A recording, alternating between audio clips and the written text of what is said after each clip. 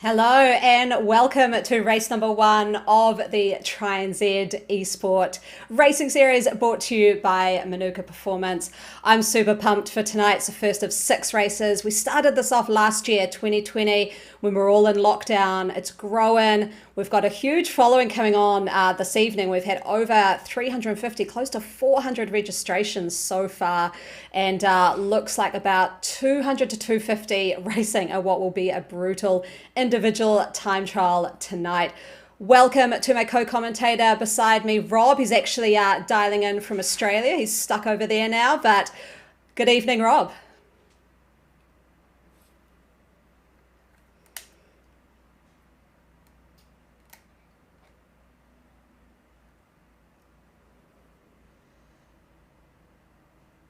Rob, are you on mute? Just can't hear you there, bud. No. Oh, there we go. Gotcha. Oh, you went off again there, Rob. Hang on. How about? Yeah, you're coming in and out there. Got you at the end.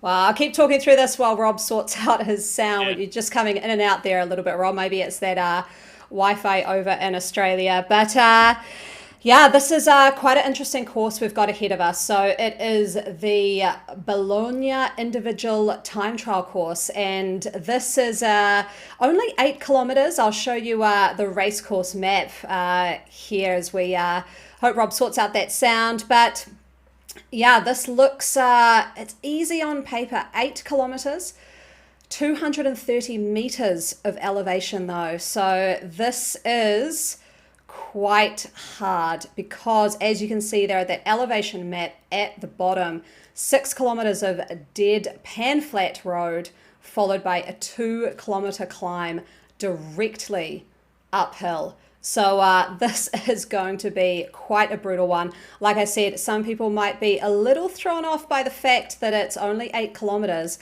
However, that last 2K is really where the race happens. So those who can pace themselves correctly, I know I've said to some of my athletes that it should be a easy, sort of just slightly under threshold for the first 6 kilometers, and then the second part of the climb should be over threshold. So negative split kind of a race. This is an interesting course on Zwift too, because we'll be using individual time trial modes. So there'll be no drafting out on course. You'll get no benefit from sitting behind anyone on the flats. So there's no drafting. And we might have a look at some of the game images that we're seeing. We're about 6 minutes away from race start.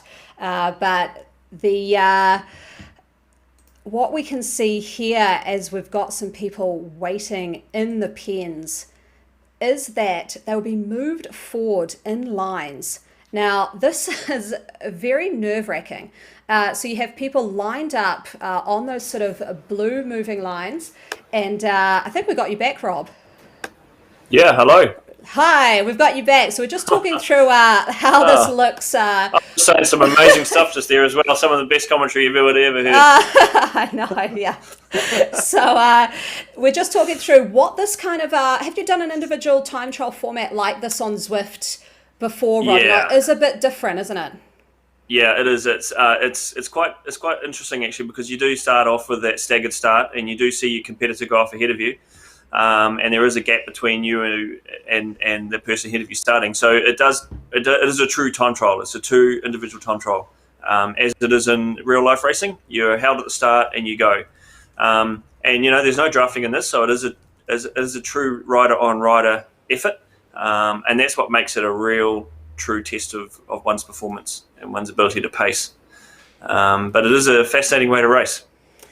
Yeah, I always just get super nervous because what it does is that conveyor belt just moves you ahead and people go every 10 seconds. And yeah, it just gets, you can just see, I'm looking at the race images, just people lined up behind each other. And yeah, it's not a fun one, this one, I gotta say. We're talking about, before you came on, Rob, have you done this course? What do you think about it? What would be your pacing strategy? Yeah, this is a tough course. I've actually done a team time trial on this course, which was 2 laps.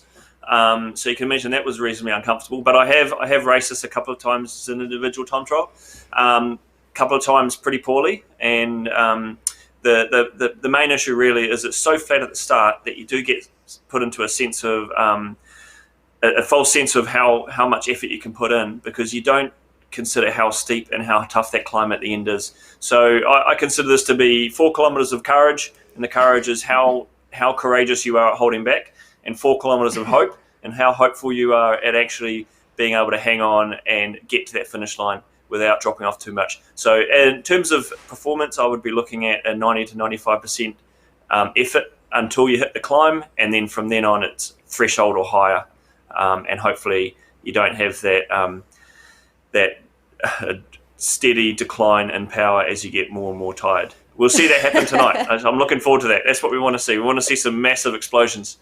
There will be some explosions. I mean, this course was launched on Zwift, might have been last year or the year before, aligned with the Giro d'Italia, where they had an individual time trial on this very course, exact elevation meter for meter. And you just saw massive explosions from some of the pro riders up this climb. I mean, it's basically like hitting a wall. You go straight into a sort of 12-14% grade that lasts for 2K. Also, though, something that these riders won't be able to do, they're all on time trial bikes. So whether they've picked one or not, they're forced onto one, and there'll be no bike swapping. I've seen a question coming in from Barry, one of our great sponsors from Domestique. He's recovering from some foot surgery, actually, so good to see him watching. But he's asking Barry, if people could swap at the bottom of the climb. No, they're on that TT bike for the whole time. Yeah, that is actually a really important thing to consider, because you are put onto the default Zwift TT bike, which is faster than the road bikes, but it's not the fastest time trial bike in the garage. If you had a good amount of money in your drop shop, I would be buying the Specialized S-Works Shiv, or the new Canyon disc, and possibly the BMC is also very good. Cervelo P5 is also very, very good as well. In terms of wheels, that becomes another interesting thing. A lot of time trials, people would be using the disc setups, but I would actually look to use a deep section wheel, maybe the Zip 858, or the deeper option of the Envies, or even the DT Swiss wheels, which are a good combination of flat and climbing wheels. So there's a couple of options there, but it's a lot of thought needs to go into what's going to work best for you. Hopefully people have made that right decision and dropped some money in the shops. Yeah, I hope so. I am seeing some pretty expensive Zwift rigs out there. So for those unfamiliar with Zwift, you have a garage on Zwift, and basically it's your sweat drops. So you get sweat drops for the amount of time you are riding on Zwift, and that sort of goes towards what would be the equivalent of money. You go in and you can purchase better equipment through Zwift. So that's the kind of gaming side of it. Will note racing tonight, no power-ups. So the rest of the racing in the series, we will see power-ups and some pretty cool ones actually, but tonight no power-ups. It's really just a race of truth. So they're about 1:30 away from the men's start. Same for the women. So we've got 2 different races. They'll be they're warming up in the pens, and everyone has a slightly different start time, so they get sent off one at a time. Yeah, there's no order to these starts. It's just basically when you hit the pen as to when you go off. So it's not like a typical time trial where you do have the slow riders at the start and the fast riders at the back. It's all about hitting that start line, and that's when you go off. There will be the ability to see other riders ahead of you or behind you as you're racing, so that can be an advantage as well, because you can see if you're picking up on riders in front. But basically it's just you versus yourself, and how much energy you have in the tank. Yeah, exactly. Hopefully you're well warmed up. For sure. So before we kick off, we're about 45 seconds away from race start for our first time trial efforts to go off. Do just want to note our sponsors. So we've got Manuka Performance, our naming rights sponsor for the series. They're giving away some awesome spot prizes tonight. 2 boxes of liquid fuel gels and 2 jars of the X68 Performance drops. And also Pheonix Cycle Distributors. So family-run business with 25 years of bike industry experience. I actually bought one of my race bikes from them. Spot prizes, they've got tonight an Explover X2 computer worth $170, and also a Swiss Top training towels. So great work there. So thanks to our sponsors. Fantastic. We love spot prizes. We love these. Do we what? So we've got racing coming up soon, just looking at some of the first riders going out. Rob has done a lot of recceing of who is out on course, so we'll be able to give you a full rundown of all the riders there. Just seeing some of them kicking off now, and we'll go down to the racing. All right, let's hit it. Okay, so it looks like we're following the A's by the looks of this. Is that correct, Anna? Yeah, this is A's. So A's, everyone is in their categories, but they will have started off at similar times. So we'll have a whole mix of categories out on course at the same time. Okay, so we're following Liam Miller here, a young triathlete from Tauranga. He's a really, really strong athlete, and he's put together some great races through the summer. I've seen a few of his good performances, and he's gone for the Canyon with a Zip 8, either 858 or 808 setup. 808s by the looks of that. So he's done his homework, this fella. He's got probably the fastest frame and the best option of the climbing and the flat course wheels. And he's just coming up on Matt Webb, by the looks of it, who is one of his club mates, I believe. And he looks like he's about to catch one of my athletes as well. So hopefully Craig realises that he can actually put an elbow out and disrupt him a little bit, but he should be fine. But he's going along at a good clip. He's kind of 4.7 to 5 watts a kilo. So I imagine that's probably just around his threshold. So maybe he's pacing it very nicely. But I don't imagine he would be going too hard at this stage, which is a smart move. But he's moving quickly through this field. Yeah, it sure is. So we'll have a look at who else has been coming through. Like I said, that's Liam Miller. We've got a whole bunch of categories we can follow throughout this racing, which is great. We'll see, we've got Dean Galt here, Wellington Triathlon Club member, I do believe.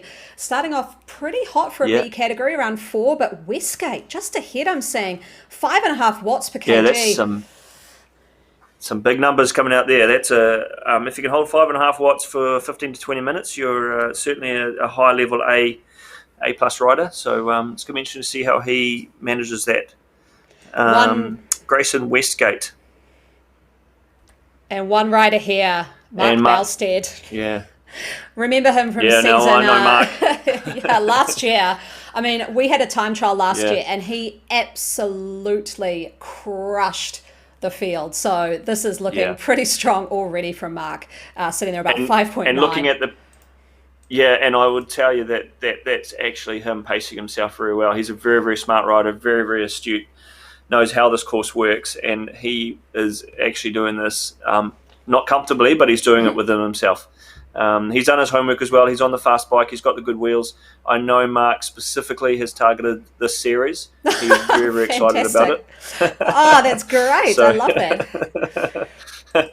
But he's just going through the flat part of town and just settling into his job. He's going a nice clip. He's holding that pace. Look how smooth and even that is. Coming up to almost 2k into it, 1.8k in. It's a great start. Great start for Mark. That's fantastic. What we might have a look at here is just the dual view. So we've got the women's field on the right-hand side. We're just having a look at Sophie Lysett there. I always get that wrong, Rob, but she's... You won't now. I won't now. She's getting chased. You can just see in the distance, you've got Karen Russo, another A rider, Kelly Good, one of the Wanaka Tri Club committee members, and also Cherie Scott just behind her, and it looks like another cryo. You're a part of that Zwift cryo team. Might be Heather Neal there's a few cryogen riders here. Yeah, there's a few cryogen riders in these races actually, which is good. Cherie's an awesome athlete. She raced Ironman New Zealand this year, and she received an award through Tri NZ as sort of a really high level participation enthusiasm award. So she's done very, very well this season.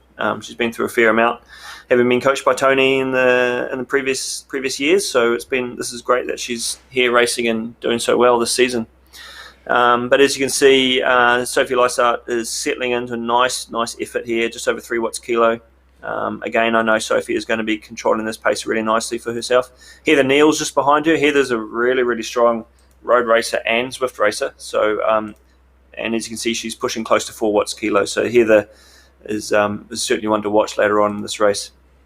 Yeah, she's these women are heavy hitters. I know because I've raced quite a few of them, and you can see Heather there has been catching up pretty well. We've also got just see who's behind Cherie there, because I know There's Sonia Foote. Now, you know a little bit about Sonia Foote. We might just have a look at how she's going, because I think she's going to be a bit of a dark horse. Yeah, so Sonia's coming from an elite mountain bike background. She's raced Xterra. She's won Xterra New Zealand multiple times. She's a very, very strong athlete. But, these mountain bikers, they are tough athletes. So I am looking forward to seeing how she goes. Being on a time trial bike, it's a bit different to a mountain bike, but this is Zwift. Anything can happen in Zwift.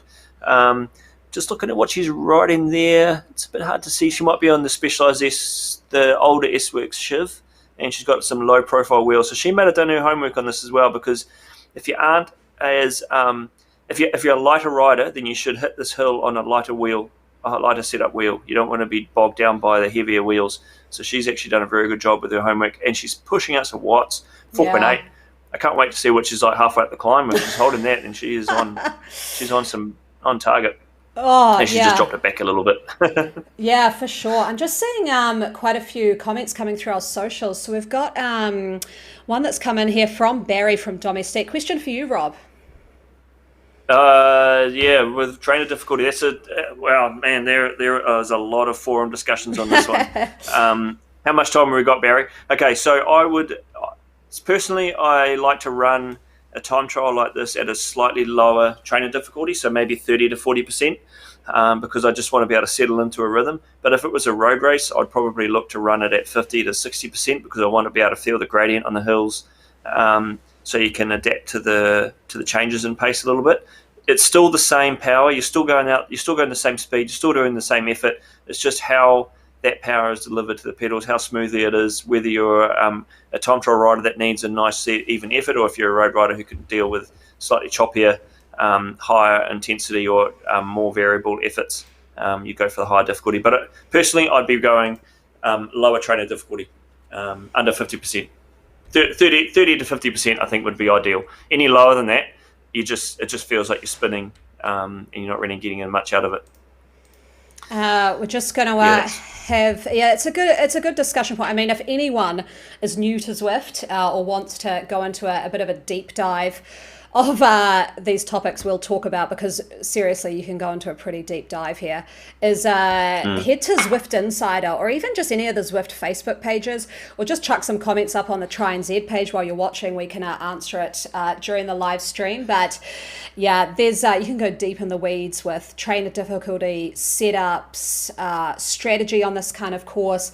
Just flicked over to the men's race, because I've seen a bit of a hitter heading out and going quite fast. I do know Gordon McCauley is out racing, but I think that might have been Taz. Gordy.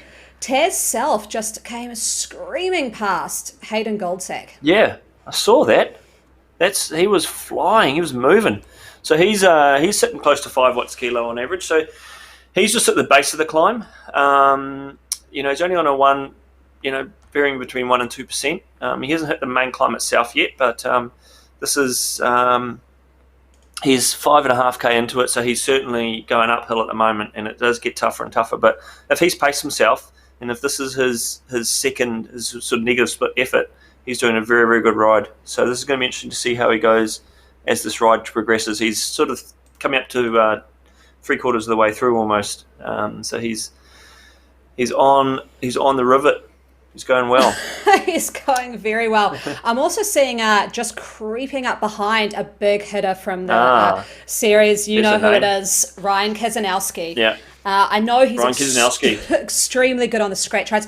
We will follow Taz Self here, because they're about to take this hard right-hander, and looking at that elevation map in the top right-hand corner, you will see, boom, wall. These guys are hitting it right now. He's just hit the wall, right? 9% straight away. So, and he's doing a good job here, because he's not really shooting too high off in power, but he's actually going harder than he was on the flat. So he's obviously knows how to ride this race well. Again, it's going to be interesting to see, can he hold 6.3 watts kilo, 6 watts kilo for the next 5, maybe 7 minutes?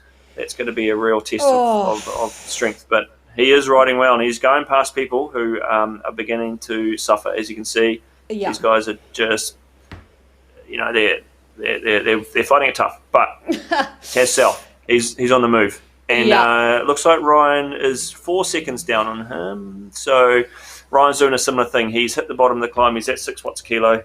He's working hard. And Ryan, he's a astute Zwift racer. He knows how to do this race. And I know that his cycling form and his cycling pedigree is extremely high. So he should be one to watch by the finish of this. Absolutely. And he's a tough rooster. Old Ryan, I know he's went through coast to coast this year with a broken toe. Oh wow!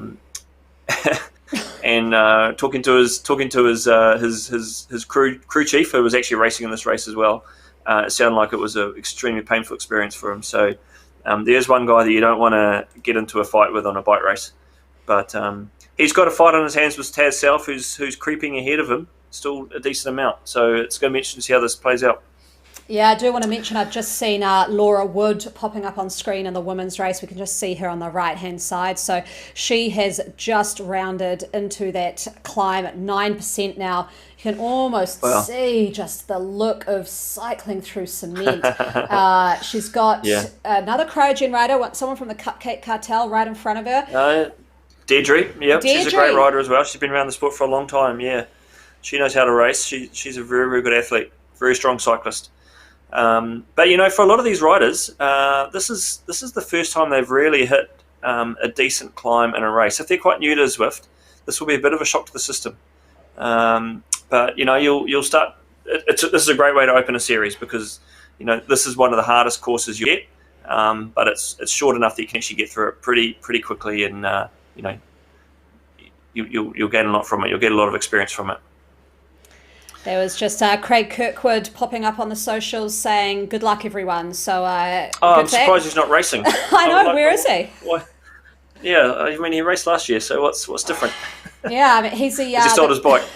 Exactly. Maybe it's getting pretty competitive out here on the Zwift field, but I'm actually surprised Laura now is not catching up to Deirdre ahead of her. Deirdre's pulled up about 3 seconds, so Laura may have paced just a bit too hard at the start. I do have to say I went to a wedding with Laura last month, and man, she is a hitter on the dance floor. So she can move. She can move, that's for sure. So if she can just move on her bike, it would be awesome too. Yeah, I mean, the interesting thing here could be, is wheel selection going to be the difference between these two? Because Deirdre's gone for a lower profile, lighter wheel. Laura's gone for an aero, slightly heavier wheel. The aero wheels would have helped her on the flat, but it may be a penalty on the climbs. Whereas Deirdre's the opposite. She may have had a penalty on the flat, but now she's on the climb. She's riding a lighter wheel, possibly a little bit faster.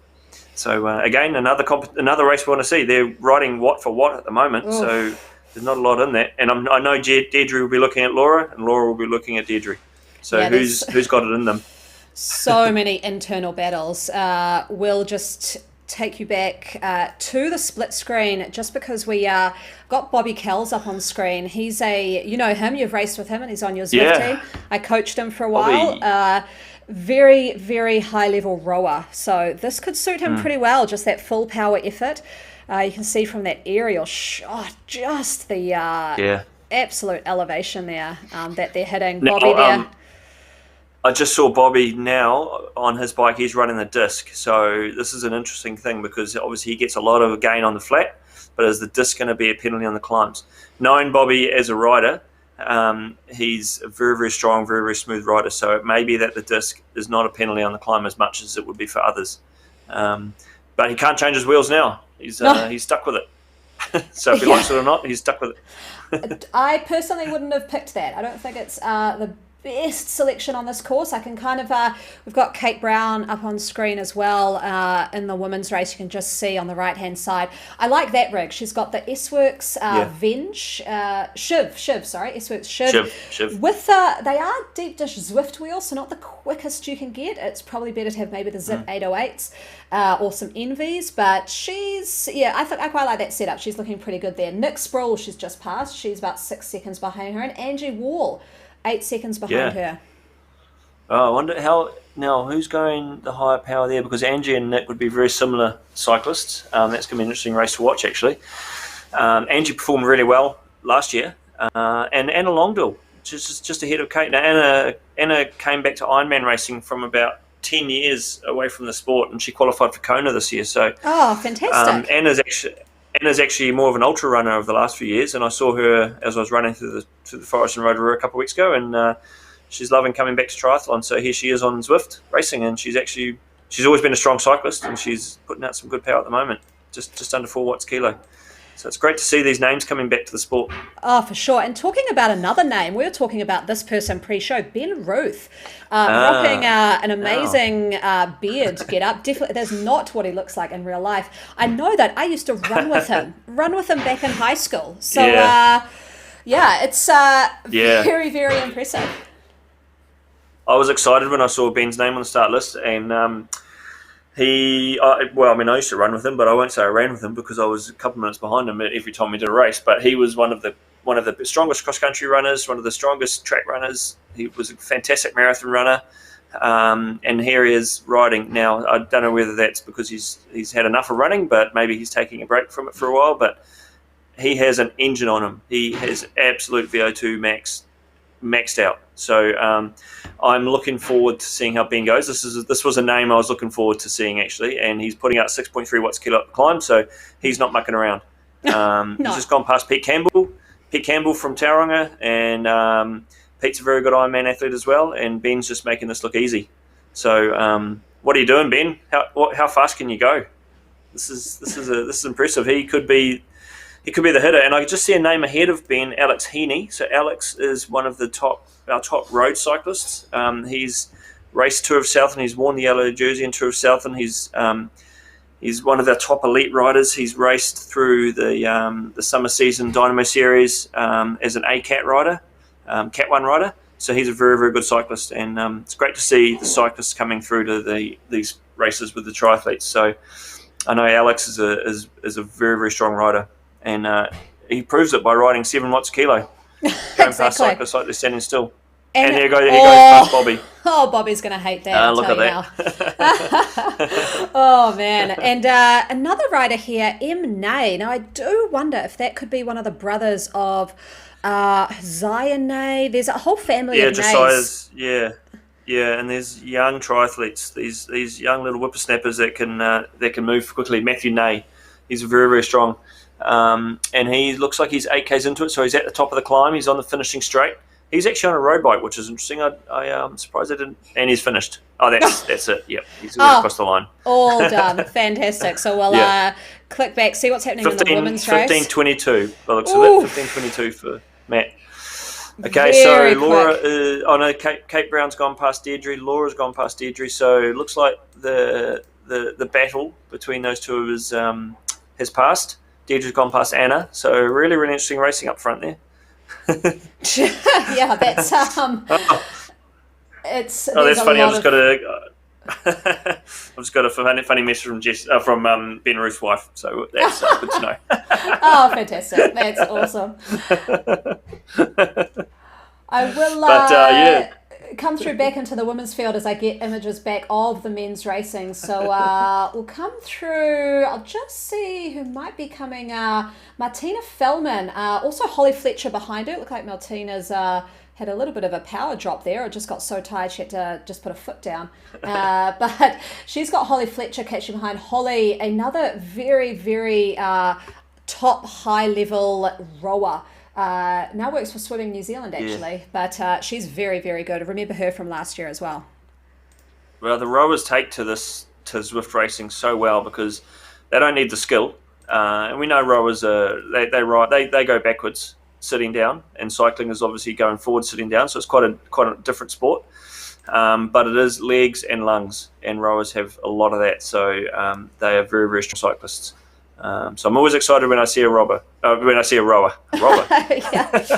Oh, look at that comment, Rob. People are wondering why you're not out there racing. Yeah. It wouldn't be good. There'd be a lot of heavy breathing. A lot of heavy breathing. Yeah. So but as you can. Well, just so I was just saying, as you can see that. No, that's right. Important, Rob. You go. You got it.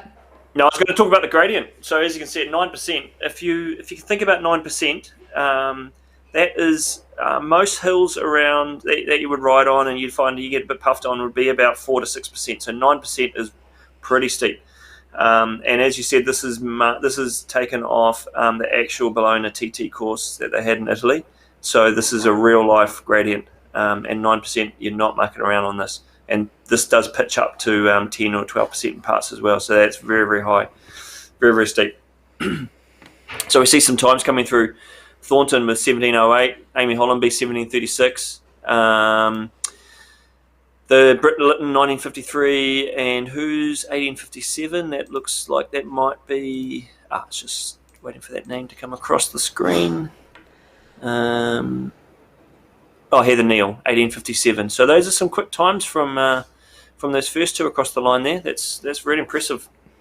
Good to see Brit Lytton. She raced this morning in the ZRR race, which was probably one of the toughest races on the Zwift has had. So she's backing up, which messaging her earlier this week, she was not excited about. So I'm sure she's glad it's over. Yeah. I'm not surprised. This is there's a lot of riders that we're just seeing in the men's race crossing over. So we try and get back into the live feed of the men's race as they're coming through as well. The women, they started just a touch after, so they're still, as you can see on the right-hand side of the screen, a lot of them in the thick of this climb, sort of halfway up. We've got Martina Fellman there. Hal just coming up ahead of her. She's riding pretty strong. She might come up to Rachel Napton as well. And Katrina Shores, that's a name I haven't seen in a while. Yes, that's fantastic. There's some names coming back. I just saw on the men's race there that the finish results, it looked like Alex Heaney had the fastest time at 14:21. James Barnes 14:38. So that's James. I was expecting would have been very high. James is actually a fantastic sprinter, so he's going to be great later in the series. Taz South 14:44. Mark Bosted 14:45. That's only a second in that.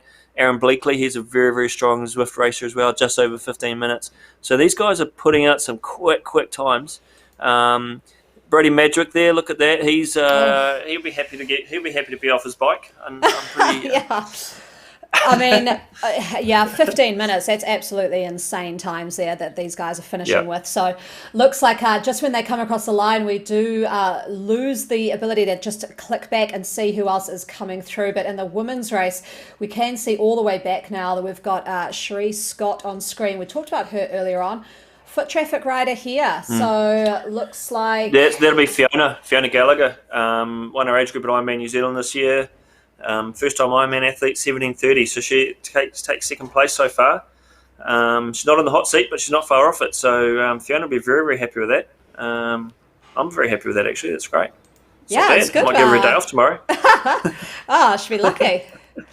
Oh, wow. Yeah. So this is seeing a few more riders just coming through. I just saw Reed, Harvey, Somerville from the men's racing all coming across the finish line, and everyone looks pretty spent. There's a whole lot of bikes just sitting there at an absolute standstill because it's looks like Sonia Foote in 19:45 in 10th place. So I mean, maybe Sonia went out a little bit too hard, but that might be a bit of a tough result for her. I would have thought she'd be a little bit higher than that, but we don't know how much they've been training, so maybe this is the start of the things for her. But it's just an indication of how strong some of these athletes at the front of this field are.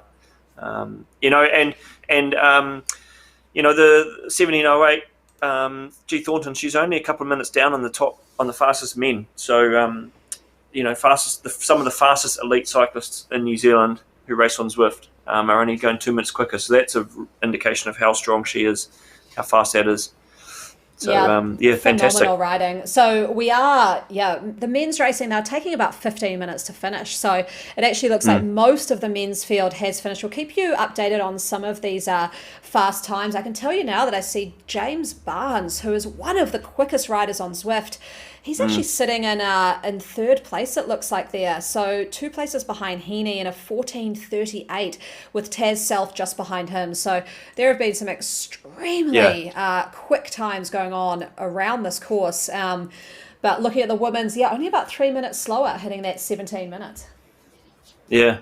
I'm actually looking forward to the points races and the scratch races when they come up, because James, being one of the fastest sprinters in the sport, is going to really take it to the field. And seeing guys racing against Alex Heaney and Ryan Kiesanowski and Mark Bosted, there's some true firepower in those athletes. So that's going to be fantastic racing coming up. I'm So looking we forward will. to seeing the tactics. How about we talk a little bit about the racing that is coming up? So this is a 6-race series. Best 4 races of that race series count. So this race, if you've had an absolute shocker and you haven't really quite paced yourself right, don't worry about it. You can ditch this result and take your next best 4. And we've got scratch races as the next lot of races. So they will not be like this one at all. It'll all be about bike selection, first across the line. The next race, course knowledge. Course knowledge. I'll be running recons with the athletes I coach, that's for sure. And cool. Likewise. In that case, so am I. Exactly. Yeah, there we go. Race number 2 is the Keith Hill after party. 1 lap, but brutal. That is a tough race. It's after party means it finishes at the top of a climb, and it's no party. It's it's an absolute senior home crying sort of finish. But we love those because that's what we want to see, exciting racing, and those hilltop finishes bring out some of the best races. So that's going to be fantastic to watch. And just a note to everyone who is tuning in for the feed is that all of the race entry links are on the website. So under events and competitions, Tri NZ eSport series brought to you by Manuka Performance. So just click on each race and you'll see the entry link there. They're all private races. So reason we did that is because last time we did have, because they're quite popular, a lot of people from around the world joining in, and it was just a bit tricky to figure out who was actually registered or not. So this just has made it a lot easier to keep it to a Tri NZ Kiwi competition. Yeah, it's a couple of steps more, but you'll appreciate it when you know you're racing against just Tri NZ athletes. Exactly. And not. So a lot of people from everywhere, we'll say. This is Kylie, and I do want to give her a special shout out. So she's got the tag there in her name, Races for Ankylosing Spondylitis. She was one of the recipients for the Ironman New Zealand award. So she got to race Ironman New Zealand this year under a special sort of award for just her journey to get there, dealing with some pretty debilitating arthritis. And I'm pretty sure her daughter will be out racing too, which is very impressive, as she is about, correct me if I'm wrong, I'm thinking between 8 to 10 years old. I'm pretty sure she was 8 last year, so she might have been 9 now, but very impressive family. And there's a lot going on in the Frost family, because I know Tony had a very bad bike crash a couple of weeks ago. I saw that. And he's racing Ironman Cairns next week, and I think he's got the all clear to race, and I think he even had a birthday, so there was quite a lot going on in the Frost household the last couple of weeks. So, but they're still doing it, and that's great to see. Keep up the good work. Yeah, exactly. So it's great to see her. This is, she's right in the thick of this climb. 13%. It does look pretty hard, I've got to say. As we go through some of the... I'm feeling it. She's almost there. Yeah, Jeannie Rogers here. This is one of the athletes I coach. I won't say her age because she'll kill me probably after the field, but let's just say inspiring athlete, doing very well. And I've just seen pop up Mel Saltiel. So she is the community manager at Tri NZ. Great to see her out taking part as well. I don't know if she was looking forward to this course, but she's out there. Yeah, it's great to see her racing. You know, she loves it. She loves the sport, doesn't she? So good. All about it. Yeah, I just, hats off to her. She's amongst it with the community, had a huge summer of racing, pretty much out at every event. So now she's settling into the virtual world of Zwift for the winter, and good to see her out there. So just looking at Jeannie here from North Harbour Tri Club. Just, we are... from next week, we will have a good indication of where all the clubs and coach groups are sitting in the standings. So we had some pretty hotly contested podium spots last season. So we'll see what happens now. Indeed. So I know you've got a lot of athletes out there, Rob. Yeah, and we've just seen the background there. Sinead Ennis is moving up on Jeannie now. Sinead has just become a New Zealander. She's left Ireland. So she's permanently a New Zealander now. She's a resident, so we're happy to have her. And she's wearing the colours. Good to see, for traffic colours. So she's listened to the instructions, so it's great. But, that's fantastic. Sinead's a great enthusiastic athlete. Here we have Samantha Frost. So she is 9. So 8 last year, 9 this year. This is amazing. Always love the kits she selects too. She always looks pretty great. She's nailed the colours. She's got the colour coordination. Yeah, look at the detailing on her bike. That looks amazing. So good job there, Samantha. That's it's making you go faster, that's for sure. And she's just getting to the guts of the climb. She's almost there, and just over a kilometre to go. So she's almost there. Problem is that kilometre is all uphill, and it doesn't come quickly. So just keep ticking away. Yeah. Also a good reminder to people that we have launched the e-Tri event that will be happening at Millennium, AUT Millennium. And the top 5 women and men in each category will be qualifying for that, and an under-19 division. So it's going to be pretty interesting to see how these points keep going throughout the season, because then they can come on into a real-life setting. Rob will be there commentating, and see how they go with a swim added into the mix. It's going to be fantastic, and you don't have to have your computer on when you're doing the swim. It's not a virtual swim, it's actually a real-life swim. So you do have to do some swim training, but it's only 200 metres. But it's exciting. You know, we will watch the arena games through lockdown, or when they were raced in Europe for the Super League, and that was exciting. So now we're bringing it to you guys. So don't miss the opportunity. If you get chase your qualification, if you get selected, take the opportunity, do the race. It's going to be a lot of fun. I'm going to look forward to it. Yeah, for sure. So it looks like Samantha Frost may be last person out on course. So doesn't mean she's last. She was just starting at the back of the first time trial sort of conveyor belt. We're seeing here very unofficial results on that TT climb as Thornton hit that at a 17-minute with Kate Brown in 18 minutes. We will be having results coming through over the next few days. We're just using this first race as a bit of an indicator of what people's categories are too. So just expect race 1 to have results slightly delayed as we work through some of those. But rest of the series will have results hopefully day after, or almost live straight after the race. Yeah, it's the way this works, and it can get quite confusing, and it is difficult when you're racing in grades and categories, and as you know, with your level of Zwift racing, that categories can be such a important thing to get right, because often if you're racing out of category, it can really affect the race. So this is just a chance for us to find what category you need to be in, make sure you're racing with the right people, making it the fairest race possible, and that's going to work really well. For sure. Thoughts, closing thoughts on the race. I mean, it was fast and furious, I've got to say. I thought that we just started and those men were finishing. Yeah, well, it's going to be interesting to see when the results come out. But as I thought, the big hitters, Alex Heaney, Ryan Kiesinowski, Mark Bosted, Ben Ruth was my roughie, and he was right up there. So those were the names that we expected, and those were the names that were at the top in the men's race. And it was true. If you wanted to see elite level Zwift racing, that was it right there. Those people are some of the best you can get in the sport. In terms of the women, it was interesting actually. It was very, very similar to last year. The similar sort of athletes that were at the top, so it's going to make it a tough race again, because those were some really competitive races last year.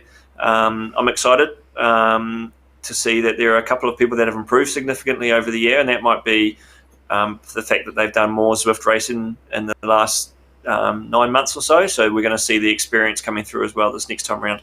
I think, last year it was Zwift racing was such a new thing to the community that everyone's had this chance to develop their skills, and suddenly we're going to start seeing some really, really good high-level racing coming up. So this is going to be fantastic. Yeah, for sure. I'm excited. Next week, we're hitting some hills, longer race, closing in on about 40K. So this was a little taster, a little bit of we'll say a prologue to the series, just see the athletes get out there, suffer a little bit, hit those big climbs. But yeah, from now on, this Manuka Performance Tri NZ eSport series is going to get pretty real. Have your Manuka Performance on hand for that one, because it's going to be tough. Just one little thing I just wanted to mention. I just got a text from Moss Burmester to say that his brother Cole beat him by 14 seconds. So the Burmester household competition is alive and well. And we're going to look forward to seeing how that race pans out over the season, because I know those guys don't like getting beaten by each other. So already Cole is up on Moss. So Good work, Cole. That's fantastic. I mean, keep the socials coming. There's a whole lot of family within house competitions going as well, and it's just so entertaining for us to see how those play out. So, thanks everyone for joining tonight. Remember, next week 6:30. Entry links all on the Tri NZ website, but you'll also Tri NZ Facebook page. You'll also get sent those entry links, and that's it from us. Looking forward to the next 5 weeks. Yeah, I'm looking forward to people texting us now saying how well prepared they're going to be for this next race and how they should be the ones to watch. Sounds good. Safe travels home there, Rob. Hope you managed to get out of Australia. Thank you. Awesome. See you. All right. Cheers.